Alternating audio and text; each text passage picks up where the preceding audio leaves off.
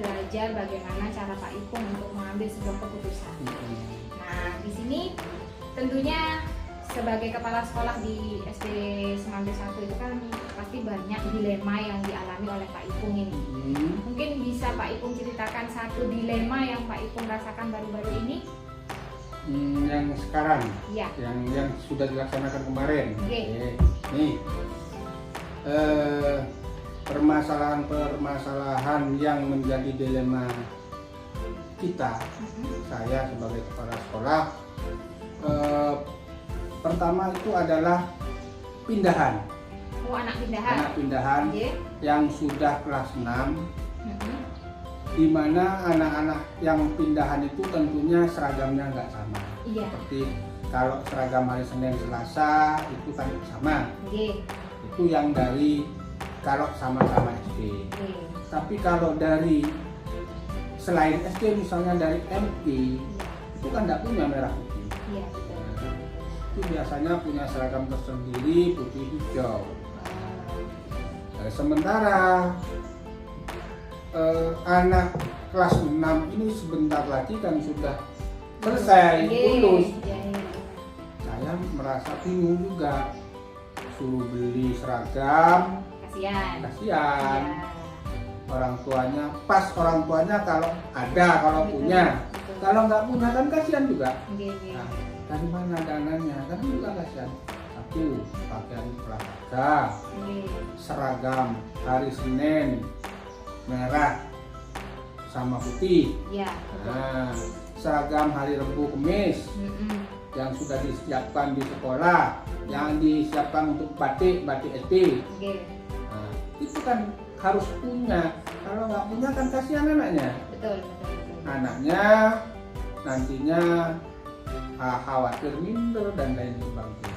Nah, kalau nggak sama dengan temennya, ya sebetulnya walaupun nggak seragam itu sebetulnya nggak apa-apa, cuman kasihan anaknya khawatir minder.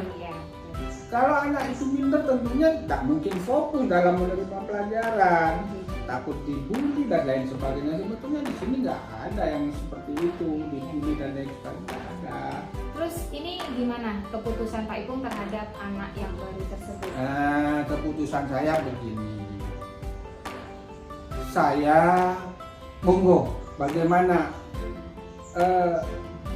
saya serahkan kepada orang tua gimana, cuma saya harus memberi pengertian kepada orang tua begini, Bapak, Ibu, kalau di sini sebetulnya tidak seragam ya nggak apa-apa, hanya saja kasihan putra putri jenengan, temennya sudah hari Senin berseragam merah putih, putra putri jenengan nggak seragam, kan kasihan juga. Akhirnya putri jenengan anak putranya sampean di sekolah, tidak fokus di kelas menerima pelajaran, akhirnya pelajaran yang harus diterima dengan baik akhirnya karena tidak fokus ya memberikan pemahaman kepada wali siswa Pak ya. Terus mungkin adakah langkah-langkah yang Pak Ipung ambil sebelum bertemu dengan orang tua ini, memberikan pemahaman terhadap wali siswa tersebut? Adakah langkah-langkah yang Pak Ipung siapkan terlebih dahulu? Langkah-langkah sebelum kita ketemu dengan orang tuanya, saya berusaha semaksimal mungkin untuk mencari, mungkin ada anak-anak kita yang dulu sudah selesai, alumni masih punya pakaiannya, saya minta dengan hormat, saya berikan. Kalau itu mau, kalau tidak mau ya bagaimana keputusan orang tua, kita sudah usaha. Langkah yang kedua yang tadi disampaikan sama Pak Ipung itu adalah baru menghubungi orang tua, Pak. Nah, ketika Pak Ipung mengambil keputusan untuk menghubungi orang tua, kemudian orang tua ini keberatan, Pak. Apa yang menjadi langkah berikutnya dari Pak Ipung? Maksudnya keberatan yang mana? Keberatannya begini, diberi pakaian bekas. Bukan, maksudnya keberatan untuk membeli. Iya, kalau keberatan untuk membeli, satu-satunya jalan itu tadi alumni, kita carikan dari alumni. Kalau mau saya beli, tapi kebetulan kemarin yang datang ke sini itu ya yang pindah ya betul dari madrasah, cuman alhamdulillah Mau gitu ya, Pak, ya? Wah. mau beli dia Pak, saya belikan ya alhamdulillah. Ini luar biasa. Mungkin pendekatan yang Pak Ipung lakukan kepada wali siswa ini pendekatan yang benar-benar dari hati ke hati ya Pak. Memang harus ada komunikasi dengan wali murid sebelumnya, sehingga beliaunya belum memindahkan, kan masih mau masuk ke sini kan, dia datang ke sini mengantar. Nah, saya masuki Pak, kalau mau pindah ke sini harus punya seragamnya ini gimana.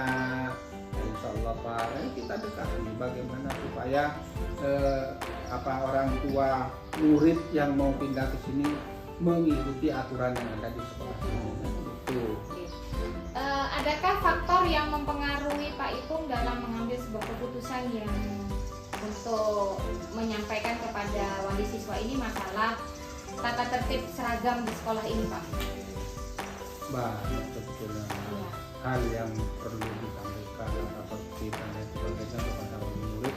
Cuman saja kita beberapa faktor aja yang kita berikan, satu pendekatan kepada wali murid itu, bagaimana kita bisa merangsang agar beliaunya merasa bagaimana kepada putra putrinya. Kita sudah memperhatikan kepada gurunya, sudah memperhatikan kepada putra putrinya, bagaimana orang tua, kan umpamanya seperti itu.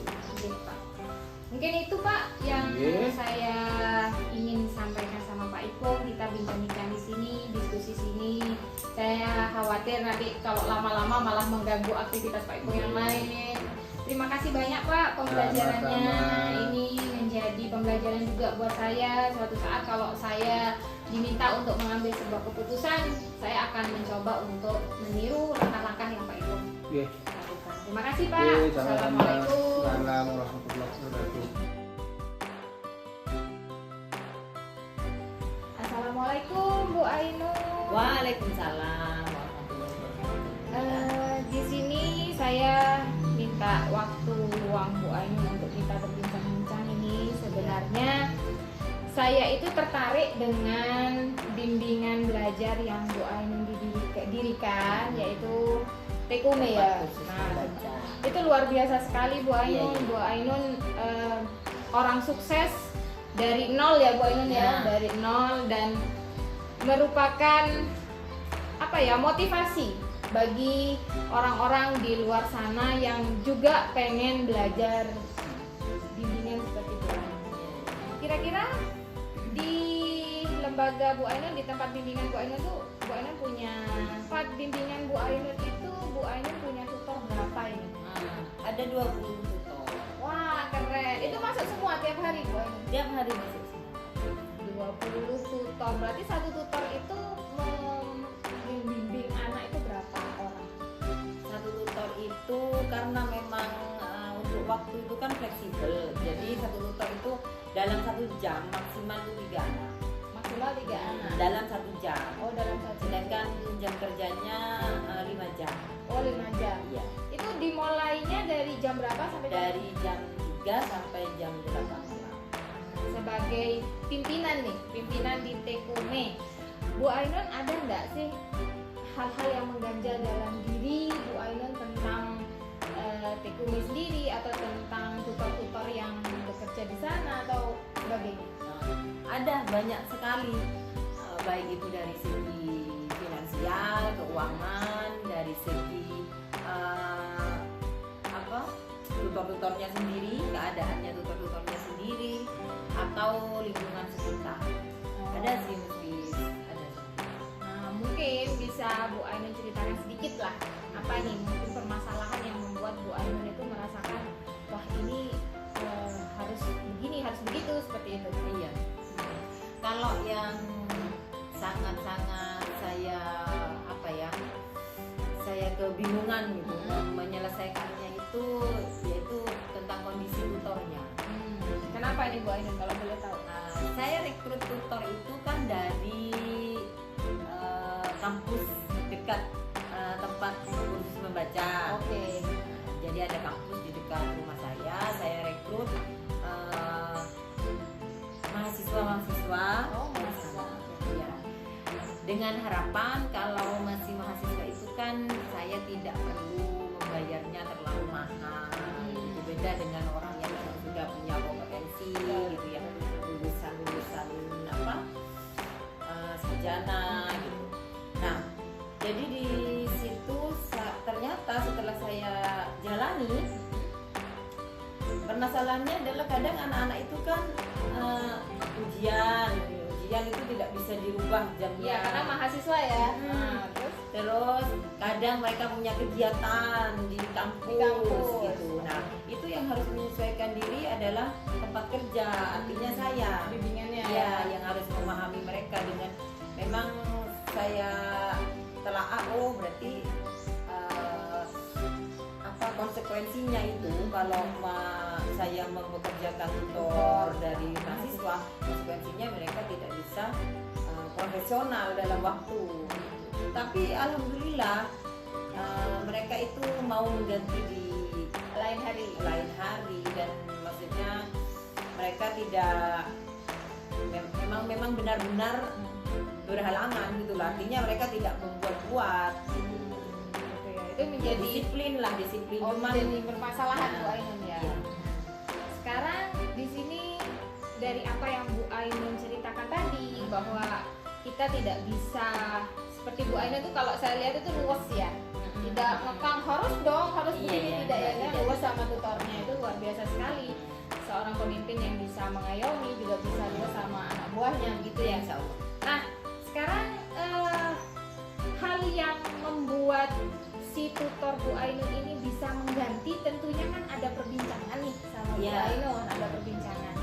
Itu menjadi salah satu solusi dari permasalahan yang Bu Ainun hadapi. Iya. Nah, kira-kira untuk menyelesaikan permasalahan itu, permasalahan yang tutor nggak bisa bukan profesional kalau menurut saya Bu Ainun ya, karena memang ada jadwal yang tidak bisa. Nah, karena beliaunya adalah seorang mahasiswa, tentunya tugas utamanya adalah menyelesaikan ini kan ya, kuliahnya. Ya, sedangkan sebagai tutor di pembimbing itu hanya sekedar tambahan, namun tetap profesional gitu. Nah, cara Bu Ainun untuk menanggapi ketika ada tutor yang Bu Ainun hari ini saya tidak bisa izin, tidak bisa mendampingi anak-anak untuk belajar, itu bagaimana? Kalau saya waktu pertama kali kan saya belum tahu kalau ini akan jadi masalah gitu. Setelah saya tahu, lalu saya mulai menerapkan. Jadi kalau mereka ujian atau ada acara kampus atau apapun itu yang berhubungan dengan kuliahnya, itu diinformasikan jauh-jauh hari. Nah, karena apa? Agar saya juga bisa mengatur jadwal saya untuk menggantikan tutor itu mengajar. Nah, misalnya saya tidak bisa, saya bisa mencari ada kan yang mengganti. Jadi penggantinya itu dari tutor yang sudah pernah berhenti atau sudah pernah bekerja di situ, atau saya punya saudara tetangga yang juga guru, biasanya tapi mereka tidak mau saya rekrut, mereka cuma bantu full time aja gitu. Jadi kalau ada mereka bantu, saya langsung membayar. Oh, berarti tidak per bulan lagi, tapi tidak. Jadi pengganti. Ya, tapi bayarannya yang kuliah itu tidak saya kurangi juga. Oh, gitu ya. Jadi itu harus saya menatanya di keuangan juga. Saya harus punya simpanan untuk mengatasi maksudnya untuk bayar yang saya tadi itu. Iya, yang pengganti ya. Dari apa yang Bu Ainun sampaikan bahwa ada pengganti bagi tutor yang berhalangan hadir pada saat itu, pasti ada langkah-langkah yang Bu Ainun ambil. Boleh diceritakan Bu Ainun langkah-langkahnya itu seperti apa? Awalnya setelah saya tetapkan untuk ada pengganti itu, awalnya sih saya ribet gitu, karena saya sendiri yang harus ada di situ. Sedangkan saya juga punya aktivitas di sekolah kan, jadi saya harus cepat pulang, harus menyesuaikan sama jadwal mereka gitu. Nah, kemudian saya buat peraturan tadi, jauh-jauh hari sudah dikabarkan.